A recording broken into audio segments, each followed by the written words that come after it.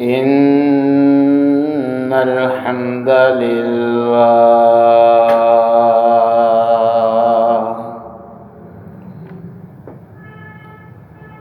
نحمده ونستعينه ونستغفره ونعوذ بالله من شرور أنفسنا ومن سيئات أعمالنا من يهده الله فلا مضل له ومن يضلل فلا هادي له وأشهد أن لا إله إلا الله وحده لا شريك له وأشهد أن محمدا عبده ورسوله أما بعد فإن خير الحديث كتاب الله وخير الهدي هدي محمد صلى الله عليه وسلم وشر الأمور محدثاتها وكل محدثة بدعة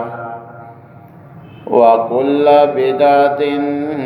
ضلالة وكل ضلالة في النار. يا أيها الذين آمنوا اتقوا الله حق تقاته ولا تموتن إلا وأنتم مسلمون. يا أيها الناس اتقوا ربكم الذي خلقكم من نفس واحدة وخلق منها زوجها وبث منهما رجالا كثيرا ونساء واتقوا الله الذي تساءلون به والأرحام إن الله كان عليكم رقيبا.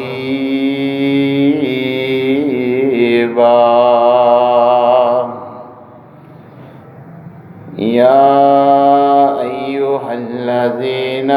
آمنوا اتقوا الله وقولوا قولا سديدا يصلح لكم أعمالكم ويغفر لكم ذنوبكم ومن يطع الله ورسوله فقد فاز فوزا عظيما. أما بعد فأعوذ بالله السميع العليم من الشيطان الرجيم من حمزه ونفخه ونفسه. بسم الله الرحمن الرحيم.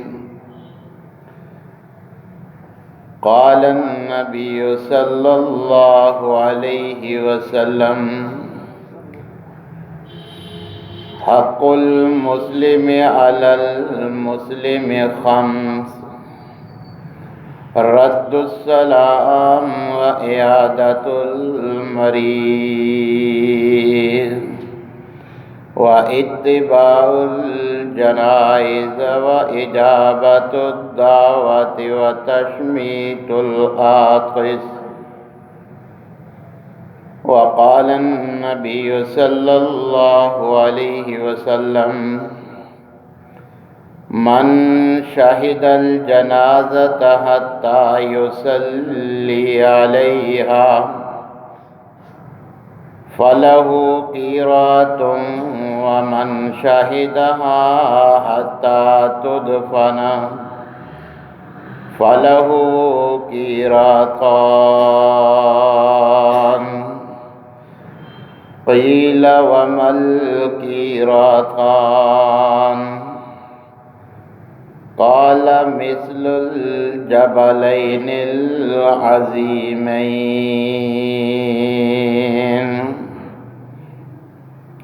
وقال النبي صلى الله عليه وسلم ما من رجل مسلم يموت فيقوم على جنازته 40 رجلا لا يشركون بالله شيئا إلا شفاهم الله فيه وقال النبي صلى الله عليه وسلم إذا صليتم على الميت فأخلصوا له الدعاء۔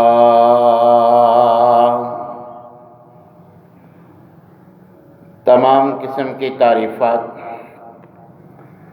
مالک العلام ذوالجلال والاکرام وحدہ لا شریک مالک کائنات اور خالق ارض و سما کے لیے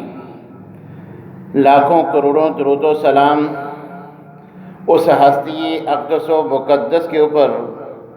جن کا نام نامی اسم گرامی جناب محمد الرسول اللہ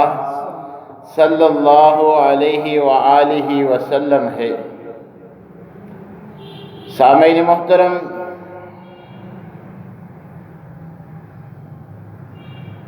مرنے والے مسلمان کا زندہ مسلمانوں کے ذمہ حق ہے کہ وہ اس کی نماز جنازہ ادا کریں۔ نبی کریم علیہ السلام نے ایک مسلمان کی جو دوسرے مسلمانوں پہ حقوق عائد ہوتے ہیں وہ بیان کرتے ہوئے فرمایا کہ حق المسلم علی المسلم خمس، کہ مسلمان کی دوسرے مسلمانوں پر 5 حقوق ہیں،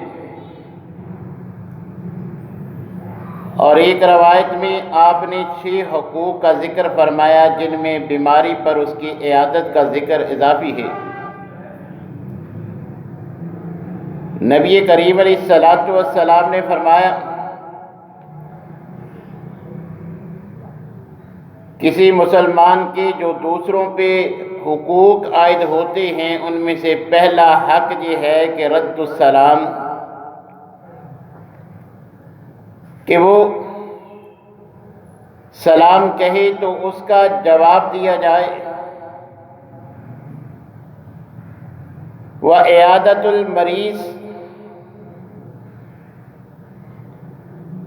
جب کوئی مسلمان بیمار ہو جائے تو اس کی عیادت کی جائے، بیمار پرسی کی جائے، واتباع الجنائز، جب کوئی مسلمان فوت ہو جائے تو اس کی نماز جنازہ ادا کی جائے، یہ مرنے والے کا زندہ مسلمانوں کے ذمہ حق ہے۔ واجابت الدعوت، جب کوئی مسلمان دعوت دے تو دوسروں پر اس کا حق ہے کہ وہ اس کی دعوت کو قبول کرے۔ وتشمیت العاطس، سلام کی طرح جب اسے چھینک آئے وہ اللہ کی حمد بیان کرتے ہوئے الحمدللہ کہے تو سننے والوں پر حق ہے اس کا کہ انہیں یرحمک اللہ کہنا چاہیے۔ تو لہذا اللہ تبارک و تعالیٰ نے جو ایک مسلمان کے دوسروں پر حق رکھے ہیں، ان میں سے ایک اہم ترین حق یہ ہے کہ جب وہ فوت ہو جائے تو اس کی نماز جنازہ ادا کی جائے۔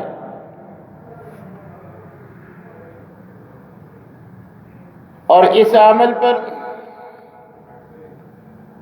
کہ جو اپنے بھائی کا یہ حق ادا کرتے ہیں، اللہ تبارک و تعالی انہیں ڈھیروں اجر بھی عطا فرماتے ہیں۔ نبی کریم علیہ الصلوۃ والسلام نے فرمایا کہ من شہد الجنازۃ حتی یصلی علیہا فلہ قرات،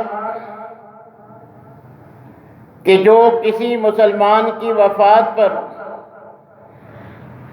اس کی نماز جنازہ ادا کرتا ہے تو اللہ تبارک و تعالیٰ اسے ایک قرات اجر و ثواب عطا فرماتے ہیں۔ ومن شہدہا حتی تدفن فلہ قراتان، جو جنازہ پڑھنے کے ساتھ ساتھ اس کی تدفین میں بھی ساتھ دیتا ہے، دفن کرتے وقت اور دفن کرنے کے بعد بھی اس کے لیے دعا گو ہوتا ہے، تو اس کے لیے جنازے والے سے ڈبل یعنی 2 قرات اللہ تبارک و تعالیٰ اسے اجر عطا فرماتی ہیں۔ قیل ومل قراتان، صحابی سوال کرتے ہیں کہ اللہ کے رسول، جنازے اور تدفین میں شمولیت پر آپ نے 2 قرات جو اجر کا ذکر فرمایا ہے، اب یہ بھی بتلا دیجئے کہ قراتان کیا ہے؟ تو نبی کریم علیہ الصلوۃ والسلام نے فرمایا مثل الجبلین العظیمین، 2 قراتان جن کا میں نے ذکر کیا ہے، یہ 2 قرات جو ہیں بہت بڑے 2 پہاڑوں کی مانند ہیں۔ اور ایک روایت میں آپ نے ایک قرات کے متعلق فرمایا کہ وہ احد پہاڑ کی مانند ہے، یعنی یہ اتنا عظیم عمل ہے، جو اپنے بھائی کا حق ادا کرتے ہوئے اس کی نماز جنازہ پڑھتا ہے، احد پہاڑ جتنی نیکیاں اس کے نامہ اعمال میں لکھ دی جاتی ہیں۔ جو تدفین تک،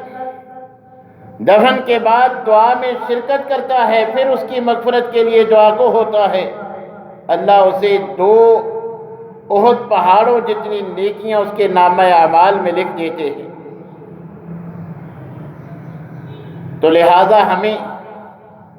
یہ سمجھ کر کہ یہ تو فرض کفایہ ہے،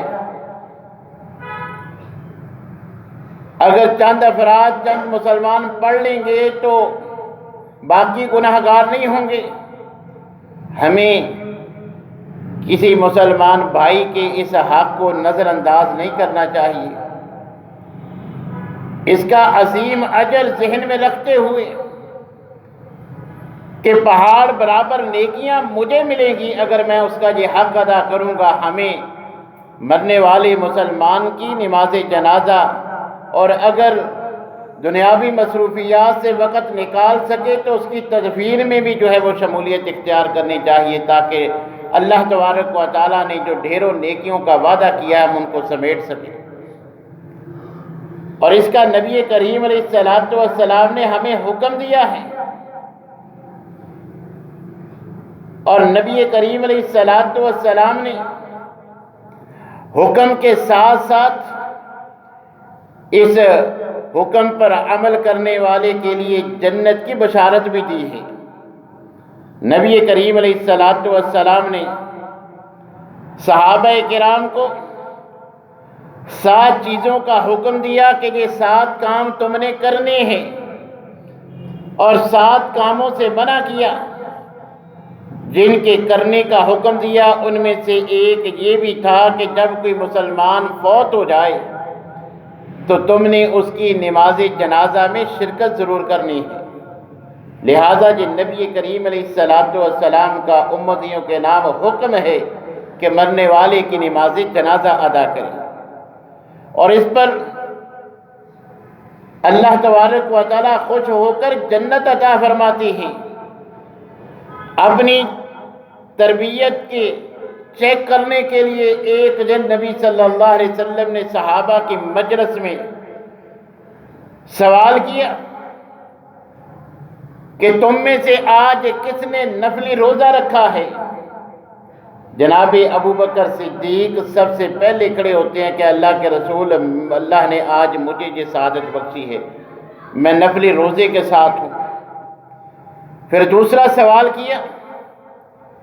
کہ کون ہے کہ جس نے آج کسی ضرورت مند محتاج مسکین کو کھانا کھلایا ہے؟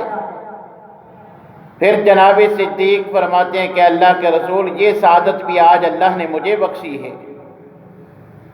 پھر تیسرا سوال کہ آج کس نے اپنے کسی مسلمان بھائی کی عیادت کی ہے؟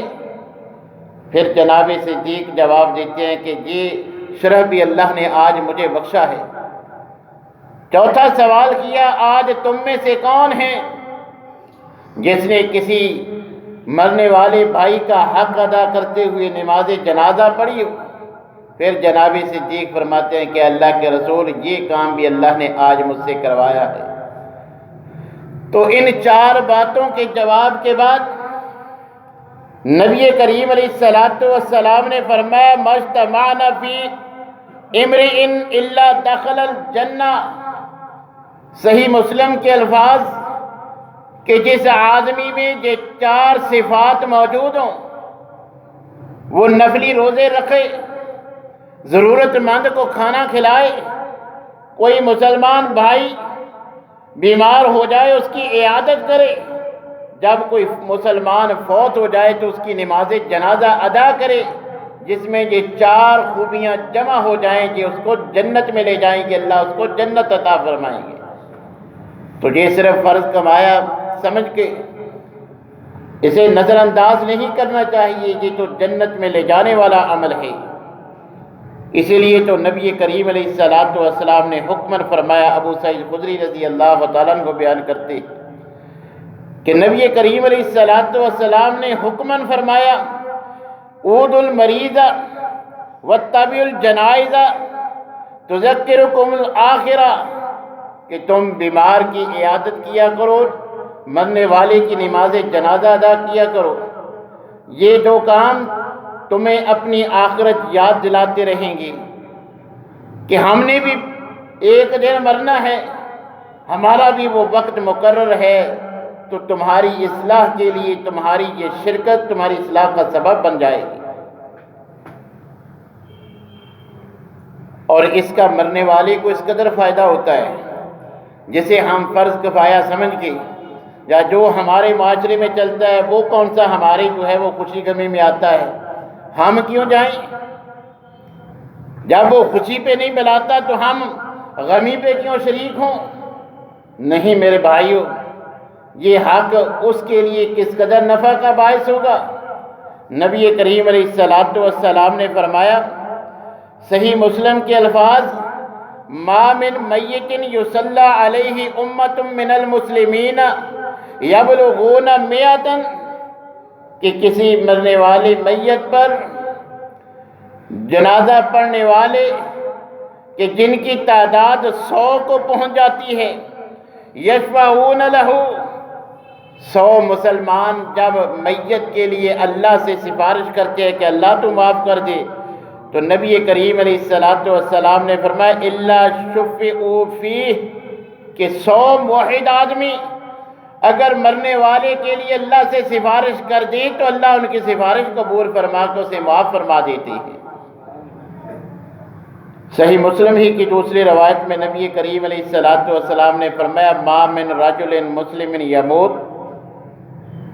فیقوم علی جنازتہ 40 رجلا،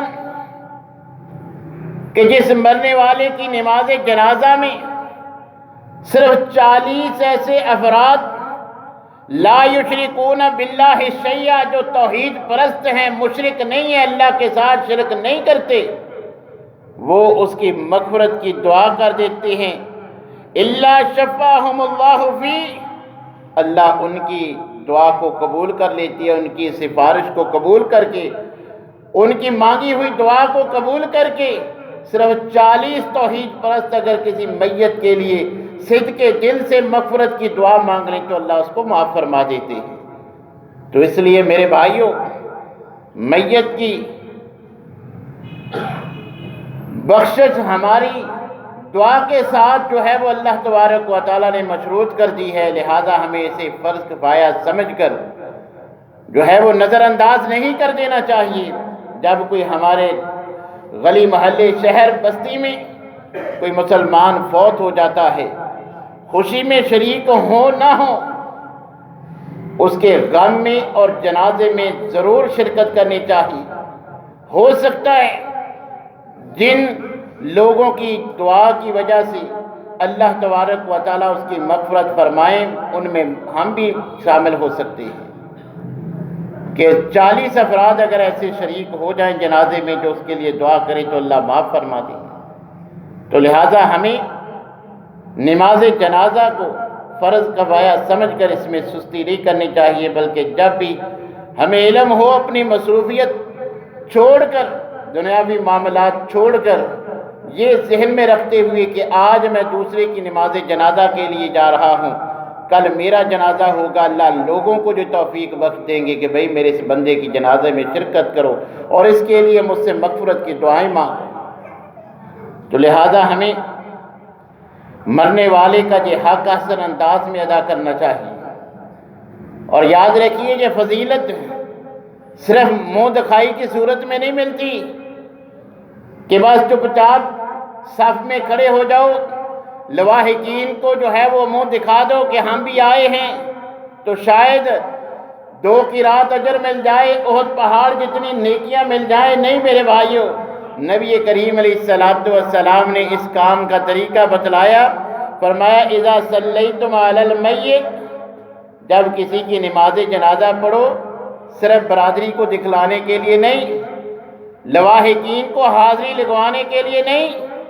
نبی کریم علیہ السلام نے فرمایا فَأَخْلِصُوا لَهُ الدُّعَاء، خلوص دل سے اس کے لیے تم نے مغفرت کی دعائیں کرنی ہیں۔ اگر ہمیں دعائیں آتی ہوں گی، ہم جنازے میں دعائیں اس کے لیے کریں گے تو پھر تو ہم نے اس کا حق ادا کیا، ورنہ جیسے ہم زندگی میں دا لگاتے ہیں مرنے میں بھی ہم نے اس کو دا لگایا ہے۔ گئے تو اس کی مغفرت کی دعائیں کرنے، دعائیں آتی نہیں تو پھر صف میں کھڑے ہو کر ہم نے دھوکہ دیا ہے، مرنے والے کے ساتھ بھی ہم نے دغا اور فراڈ کیا ہے۔ ہمیں تو دعائیں آتی نہیں، یاد کرنے کی کبھی ہم نے ضرورت محسوس ہی نہیں کی۔ تو میرے بھائیو، اگر دعائیں یاد ہوں گی، دعا مانگیں گے، احد پہاڑ جتنا اجر سمیٹ لیں گے، ورنہ کل قیامت کے دن اللہ تبارک و تعالی ہمارا شمار بھی فراڈیوں میں، دھوکہ دہی کرنے والوں میں ہمارا شمار کر دے گا کہ یہ زندہ تو زندہ مرنے والے سے بھی دھوکہ کرتا تھا، صف میں کھڑا ہو جاتا ہے، دعا کرنی نہیں آتی۔ یہ تو میت کو بھی دھوکہ دینے سے باز نہیں آتا تھا۔ تو اس لیے ہمیں اپنے گریبانوں میں جھانکنا چاہیے۔ اور نبی کریم علیہ السلام نے نماز جنازہ جس انداز میں پڑھایا، صحابہ کرام نے وہ طریقہ ہم تک پہنچایا، ہمیں اسی کو مد نظر رکھتے ہوئے کہ مرنے والے کا حق ادا کرنا چاہیے۔ نبی کریم علیہ السلام نے فرمایا صلو کما رأیتمونی اصلی، کوئی بھی نماز ہے اس انداز میں پڑھنی ہے جیسے مجھے پڑھتے دیکھا، یا جنہوں نے دیکھا جیسے انہوں نے بتلایا ویسے۔ تو نبی کریم علیہ السلام سے نماز جنازہ کا جو طریقہ، جو مسائل کتاب و سنت کی روح سے ہمیں ملتے ہیں کہ نبی کریم علیہ السلام سے نماز جنازہ کی 5 تکبیرات بھی ثابت ہیں، 4 تکبیرات بھی ثابت ہیں، 4 کی روایات اور دلائل زائد ہیں، اسی لیے اس پر ہی زیادہ تر عمل ہے، اور صحابہ کرام سے 5 سے زائد بھی ثابت ہیں۔ تو نبی کریم علیہ السلام سے تو زیادہ تر دلائل کی روح سے وہ 4 تکبیرات ہیں۔ پہلی تکبیر کے بعد سورۃ الفاتحہ، یاد رکھیے یہ فاتحہ عام نماز کی طرح نماز جنازہ کا بھی لازمی حصہ ہے۔ لا صلاۃ لمن لم یقرأ بفاتحۃ الکتاب، کیونکہ جنازہ بھی نماز ہے، جس میں فاتحہ نہیں ہوگی وہ نماز ہی اللہ قبول نہیں کریں گے۔ یہی وجہ ہے کہ عبداللہ بن عباس رضی اللہ تعالیٰ عنہ اونچی آواز میں نماز جنازہ پڑھاتے ہیں، بلند آواز میں قرات کرتے ہوئے سورۃ الفاتحہ پڑھتے ہیں، اور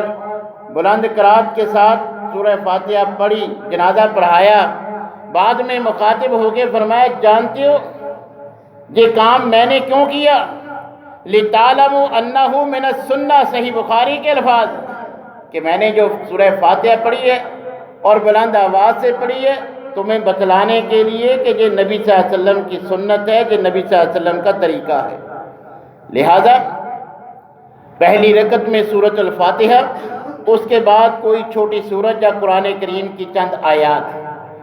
پھر دوسری تکبیر۔ یہ بھی یاد رکھیے کہ ہر تکبیر کے ساتھ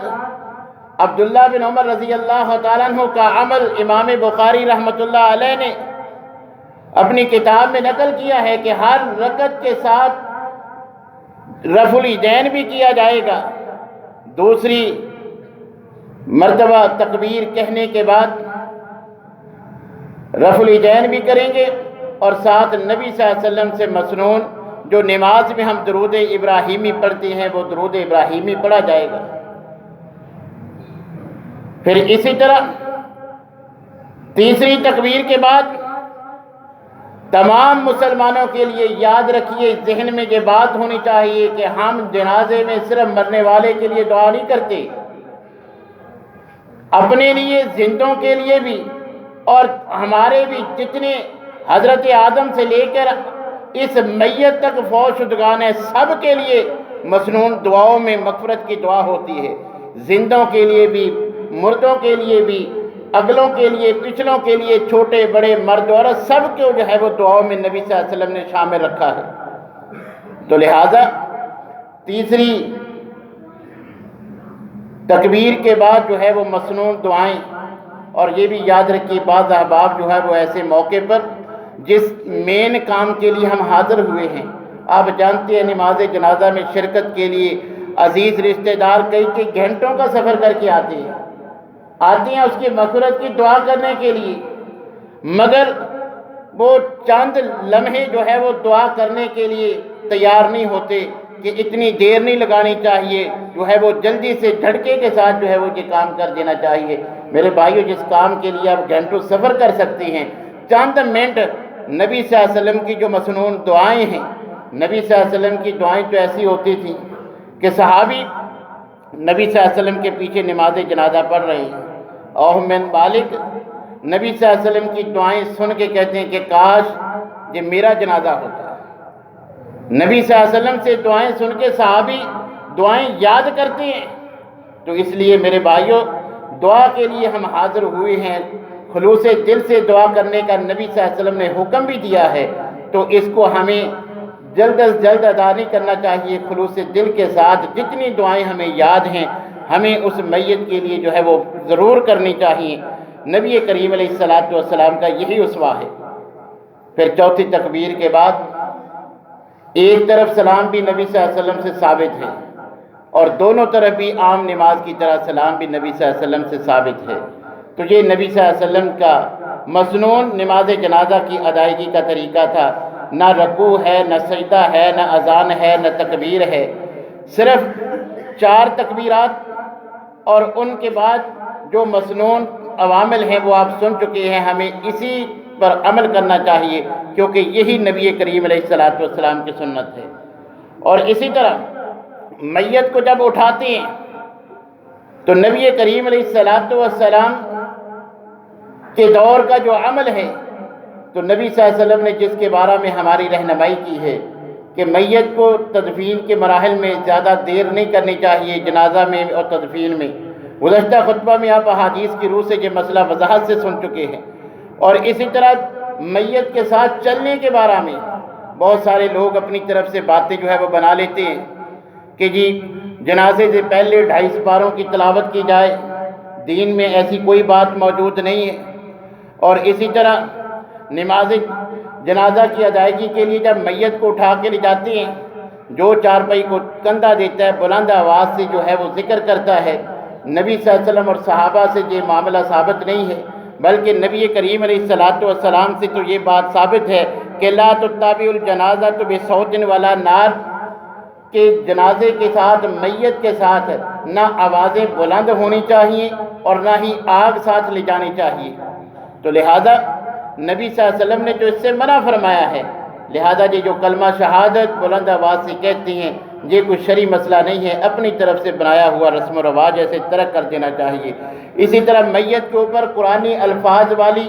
جو چادر اڑاتی ہیں، مساجد میں اس کا اہتمام ہوتا ہے، یہ بھی نہ شرعی لحاظ سے درست ہے، نہ اخلاقی لحاظ سے، قرآن کریم کی قدر کے لحاظ سے بھی یہ درست نہیں ہے۔ عام سادہ چادر جیسے نبی صلی اللہ علیہ وسلم اور صحابہ کرام کا عمل تھا، اسی طرح ہمیں کرنا چاہیے۔ اور جو پھول ڈالتی ہیں، اس کا بھی دین سے جو ہے وہ کوئی تعلق نہیں۔ اور یہ نظریہ جو رکھا جاتا ہے کہ جو گناہگار ہوتا ہے اس کی میت کا وزن جو ہے وہ بڑا بھاری ہوتا ہے، جو نیک ہوتا ہے وہ بڑا ہلکا ہوتا ہے، یہ بھی اپنی طرف سے توہم پرستی ہے، دین میں ایسی کوئی جو ہے وہ بات نہیں ہے۔ تو نماز جنازہ نبی صلی اللہ علیہ وسلم سے سری اور جہری، یعنی آہستہ آواز اور بلند آواز دونوں سے ثابت ہے، دونوں طرح سنت ہے، دونوں پہ نبی صلی اللہ علیہ وسلم سے دلائل کے ساتھ جو ہے وہ سنت ہونا ثابت ہے۔ اور اسی طرح صفوں کے بارے میں ہماری ہر جنازے میں بحث ہوتی ہے کہ صفیں طاق ہونی چاہیے، یہ بھی کوئی شرعی مسئلہ نہیں ہے۔ شریعت نے طاق اور جفت کی کوئی قید نہیں لگائی، بلکہ نبی صلی اللہ علیہ وسلم نے جو نجاشی کا جنازہ پڑھایا تھا، صحیح بخاری میں روایت موجود ہے، اس میں ایک روایت میں وضاحت ہے کہ صحابہ کرام کی 2 صفیں تھیں، بس صرف ایک جامع ترمذی کی وہ روایت جو روایتی سند کے لحاظ سے جو ہے وہ ثابت نہیں ہے کہ نبی صلی اللہ علیہ وسلم نے 3 صفوں کی فضیلت بیان فرمائی ہے، جس سے یہ مسئلہ نکل سکتا ہے کہ اگر نمازی کم ہوں تو 3 صفیں بنا لینی چاہیے۔ 3 صفیں جس کی بخشش کی دعا کر دیں اللہ اس کو معاف فرما دیتے ہیں، اگرچہ کہ سند کے اعتبار سے نبی صلی اللہ علیہ وسلم سے ثابت نہیں ہے۔ صفوں کے اعتبار سے صرف اتنا مسئلہ اس ضعیف روایت سے ملتا ہے کہ اگر نمازی کم ہوں تو 3 صفیں بنا لینی چاہیے۔ اب طاق ہوں یا جفت، یہ کوئی معاملہ نہیں ہے، بلکہ نبی صلی اللہ علیہ وسلم کے ساتھ جو صحابہ نے نماز جنازہ پڑھی تو صحابی بتلاتے ہیں ہم نے 2 صفیں بنائی تھی، تو یہ جفت بنتا ہے، لہذا طاق اور جفت کا کوئی شرعی مسئلہ نہیں ہے۔ اسی طرح مقروض کی نماز جنازہ اگرچہ نبی صلی اللہ علیہ وسلم نے تنبیہ کے لیے خود نہیں پڑھائی، مگر صحابہ کو حکم دیا تھا صلو علی صاحبکم، لہذا مقروض کی نماز جنازہ بھی پڑھی جائے گی۔ اور نبی صلی اللہ علیہ وسلم نے خودکشی کرنے والے کی نماز جنازہ نہیں پڑھائی تنبیہ کے لیے کہ لوگ اس فعل بد سے جو ہے وہ باز آ جائیں، تو اس کی بھی نماز جنازہ تو پڑھی جائے گی، مگر جو ایسے معززین ہیں جن کی شرکت نہ کرنے سے لوگوں کا احساس ہوگا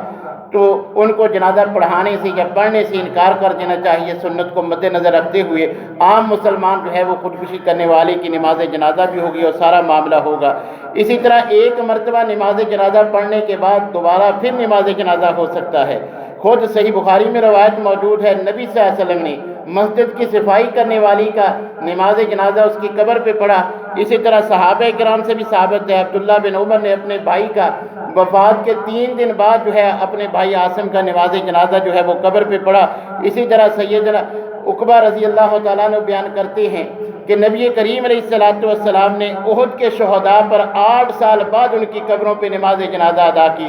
اور فقہ حنفی جس کا سہارا لے کر اس کو مکروہ قرار دیا جاتا ہے۔ تو یاد رکھیے، خود سیرت النمان میں جو امام ابو حنیفہ رحمۃ اللہ علیہ کے سوانے پہ کتاب لکھی ہوئی ہے، یہ بات موجود ہے کہ تدفین سے پہلے امام ابو حنیفہ رحمۃ اللہ علیہ کا 6 مرتبہ نماز جنازہ، اور دفن کرنے کے بعد 20 دن تک ان کی نماز جنازہ پڑھی جاتی رہی۔ تو میرے بھائیوں، جب نبی صلی اللہ علیہ وسلم نے دوبارہ نماز جنازہ پڑھا ہے، صحابہ نے پڑھا ہے، تو اگر لوگ لیٹ ہو جاتے ہیں دور سے آنے والے، دوبارہ ضرورت ہو تو اگر میت ابھی موجود ہے تو دوبارہ بھی ہو سکتا ہے۔ اور یہ بھی ذہن میں رکھنا چاہیے کہ بعض کہتے ہیں کہ جو پہلا جنازہ ہے وہ بڑا ہونا چاہیے، یہ بھی اپنی طرف سے بنائی ہوئی جو ہے وہ بات ہے۔ اسی طرح غائبانہ نماز جنازہ بھی نبی صلی اللہ علیہ وسلم سے ثابت ہے، صحیح بخاری میں روایت موجود ہے، نجاشی کا نماز جنازہ نبی صلی اللہ علیہ وسلم نے صحابہ کو خبر بھی دی، اور صحابی بیان کرتے ہیں ہم جنازہ کا گئے، ہم نے جو ہے وہ صفیں بنائی، نبی صلی اللہ علیہ وسلم نے 4 تکبیرات کے ساتھ جو ہے وہ نجاشی کا غائبانہ نماز جنازہ پڑھایا۔ نبی صلی اللہ علیہ وسلم کے اس فعل کی کوئی تخصیص جو ہے یا اس میت کو، جیسے بعض لوگ ذہن میں یہ خیال رکھتے ہیں کہ اللہ نے پردے ہٹا کے میت سامنے کر دی تھی، اس کی کوئی صحیح سند سے کوئی دلیل نہیں ملتی، اپنی طرف سے بنائی ہوئی بات ہے۔ بہرحال نبی صلی اللہ علیہ وسلم کا یہ عمل ثابت ہے، غائبانہ نماز جنازہ بھی ہو سکتا ہے، مسجد میں نماز جنازہ بھی ہو سکتا ہے۔ حضرت عائشہ رضی اللہ تعالی عنہا جو ہے وہ قسم اٹھا کے فرماتی ہیں کہ واللہ لقد صلی رسول اللہ صلی اللہ علیہ وسلم علی ابنی بیضاء فی المسجد، صحیح مسلم کے الفاظ ہیں کہ بیضاء کے بیٹے سہیل اور اس کے بھائی کی نماز جنازہ نبی صلی اللہ علیہ وسلم نے مسجد میں پڑھائی، اور انہوں نے سعد بن ابی وقاص کی ازواج النبی نے ان کی وفات پہ یہ ریکویسٹ کی تھی کہ اس کا نماز جنازہ مسجد میں لاؤ تاکہ ہم بھی اس کی نماز جنازہ میں جو ہے وہ شرکت کریں، تو ایسا ہی کیا گیا۔ حضرت ابوبکر صدیق کا حضرت عمر نے نماز جنازہ مسجد میں پڑھایا۔ عبداللہ بن عمر رضی اللہ تعالیٰ عنہ بیان کرتے ہیں کہ میرے والد حضرت عمر کا جناب صہیب نے نماز جنازہ بھی مسجد میں پڑھایا۔ اگر باہر صاف ستھری جگہ ہے تو بہتر اور افضل ہے کہ باہر نماز جنازہ ہو، مگر اگر کبھی آپ نے بارہا ایسے جو ہے وہ کٹھن مراحل سے بھی ہمیں گزرنا پڑتا ہے کہ روزے کی حالت میں سخت دھوپ میں نماز جنازہ میں نے جو ہے وہ کئی بار پڑھی ہے، مگر مساجد میں ہم نماز جنازہ ایسے موقع پہ بھی نہیں پڑھتے، سخت سردی ہوتی ہے، بارش ہوتی ہے، پھر بھی ہم جو ہے وہ یہ فقہی مسئلے کو آڑ بنا کے مساجد میں جنازہ نہیں پڑھتے۔ جب نبی صلی اللہ علیہ وسلم اور صحابہ نے پڑھا ہے تو یہ جائز ہے۔ اگر کوئی ایسا مرحلہ ہے، سخت دھوپ ہے، سخت سردی ہے، بارش ہے، جب ویسے بھی اگر آپ زیادہ مناسب سمجھیں کہ جگہ بھی صاف ستھری ہے، وضو کا انتظام ہے، جو ہے وہ استنجے کا انتظام ہے، تو مسجد میں نماز جنازہ بھی ہو سکتی ہے۔ نبی کریم علیہ السلام نے ہمیں مرنے والے کی نماز جنازہ پڑھنے کا حکم دیا ہے۔ ہمیں فرض کفایہ کہ سمجھ کر اس کو نظر انداز نہیں کرنا چاہیے۔ احد پہاڑ جتنی نیکیاں ملتی ہیں، ہمیں اس میں جو ہے وہ ضرور اپنا وقت نکال کے مرنے والے کے اس حق کو ادا کرنا چاہیے۔ اللہ تبارک و تعالیٰ سے دعا ہے کہ اللہ